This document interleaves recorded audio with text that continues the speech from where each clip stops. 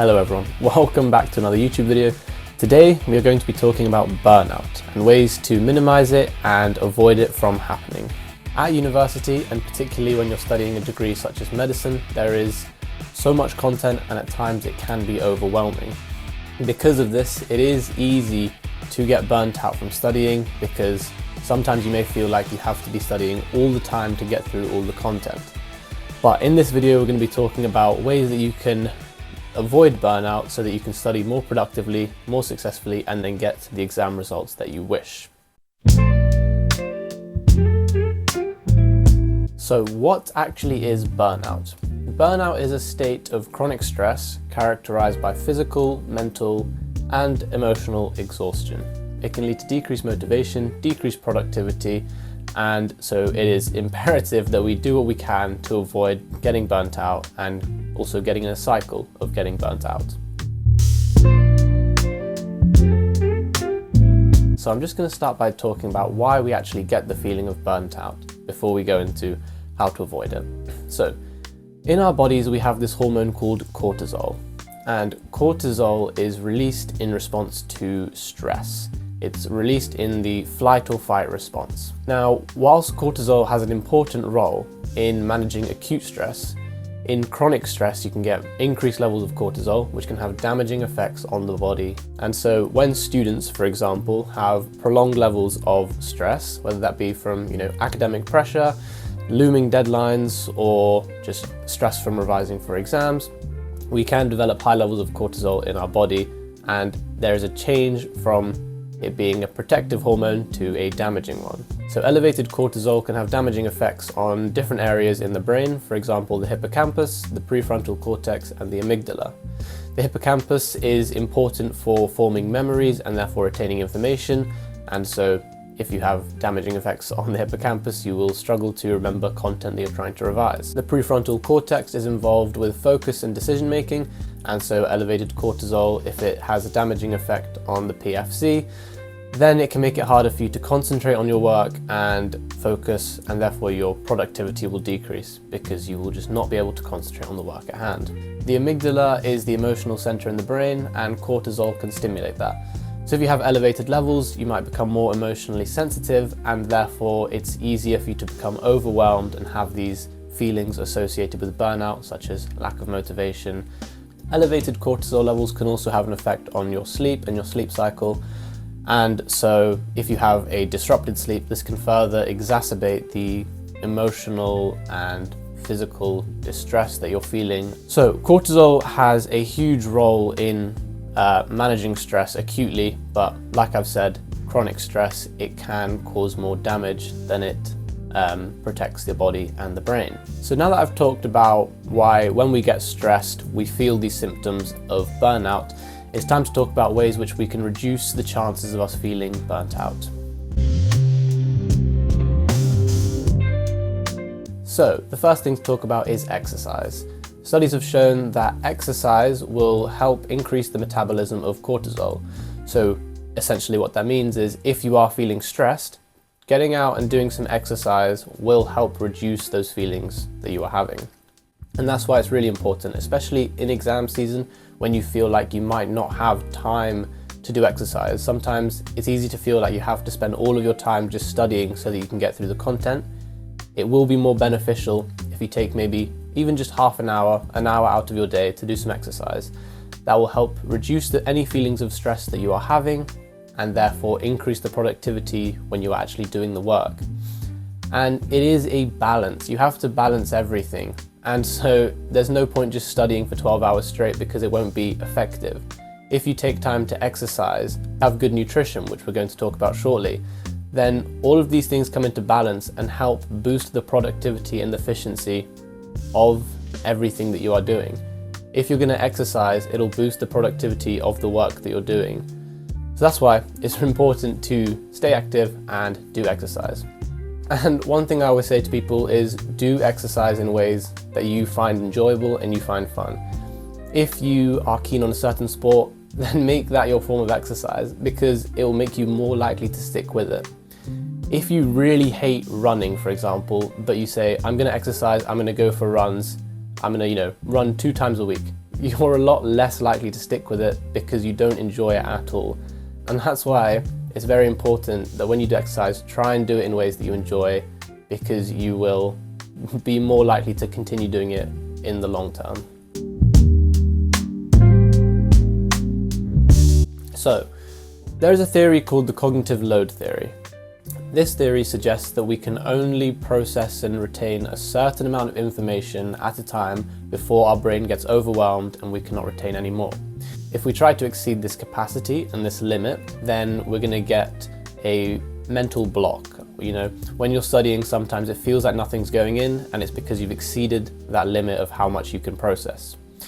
That's why it's important to take regular breaks.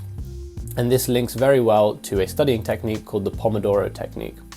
I have a video on different study techniques and study advice, which I will link in the description, also put at the end of the video. You can watch it there. So I will talk shortly about the Pomodoro video, but if you want more study advice and techniques, please go check out that video. The basis of the Pomodoro technique is that you study for a set amount of time, typically 25 minutes, and then you take a short break, typically 5 minutes. Then after you've done that half an hour session, you will repeat again, 25 minutes of work, 5 minutes off. By doing this, you're allowing your brain to have small breaks so that you don't exceed your capacity of how much you can process, and you can therefore study with the most productivity and efficiency. Personally, I like to do 50 minutes on and then 10 minutes off, because I feel like the 50 minutes is enough time for me to really get into the work that I'm doing and understand it, and the 10 minutes is a long enough break where I can, get up, walk around, stretch my legs, whatever it may be. So that's why taking regular breaks, which you can do through the Pomodoro technique, is really useful and will minimize your brain getting overwhelmed, you having that mental fogginess, that mental block, which will ultimately lead to you getting more stressed about not being able to retain the information, and therefore feelings of burnout. So another way which you can, help manage your cortisol levels is by having good sleep. You should never neglect sleep. Sometimes it seems appealing, and it seems like you might have to, only sleep 5-6 hours so that you can either wake up early or you can stay up late to study, get all the work you're doing done. But neglecting sleep is never beneficial. And good sleep is also really beneficial in you allowing your body to reset and regulate the hormone levels. So if you are really stressed out and your cortisol levels are elevated, having good sleep, 8 hours or so, this will allow your body to regulate the hormone levels, and so that you can wake up feeling refreshed, feeling less stressed, and ready to, tackle the day and get the work that you want to do done. So please never neglect your sleep, because although you might want to have as many hours as you can in the day to get the work done, it's never worth it. Because when you do come around to getting whatever you want to do done, it will not be to the highest level that you are capable of. So don't neglect your sleep. There is a theory called the self-regulation theory. And according to the self-regulation theory, burnout can be caused by setting unattainable goals that are very far-fetched, which result in a sense of failure and a lack of achievement. I'm not saying you shouldn't aim high. You need to aim high, you need to work as hard as you can, and you need to, fulfill your potential. But you should never set yourself impossible goals.